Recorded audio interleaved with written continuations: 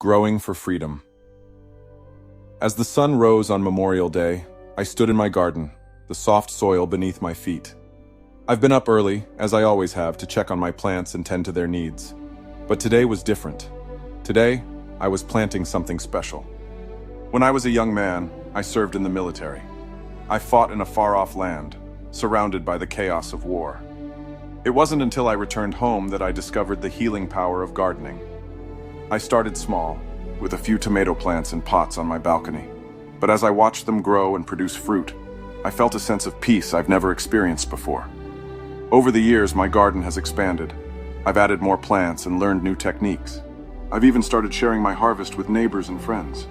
But today, I was planting a special crop: corn. I have always loved corn. As a child, I spent summers on my grandfather's farm, helping with the harvest. I loved the feel of the rough stalks beneath my fingers, the sound of the wind rustling through the leaves. And now, as I planted my own corn, I felt a connection to my past, to my family, and to my country. As the day wore on, I worked in my garden, sweat beading on my forehead. I thought about the men and women I served with, the ones who'd made the ultimate sacrifice. I thought about their families, their friends, their communities, and I knew that my garden, my small patch of earth, was a symbol of freedom, a symbol of the ability to grow, to create, to sustain. When the sun began to set, I stood back and surveyed my work. The corn was just starting to peek above the soil, but I knew it would grow strong and tall. As I looked out at my garden, I knew that I was honoring the memory of those who'd given their lives for their country.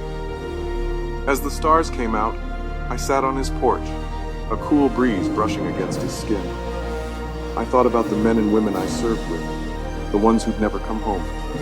And I knew that my garden, my connection to the earth, was a way to keep their memory alive, a way to honor their sacrifice. And as I sat here, I felt a sense of peace, a sense of purpose, a sense of freedom. I am growing for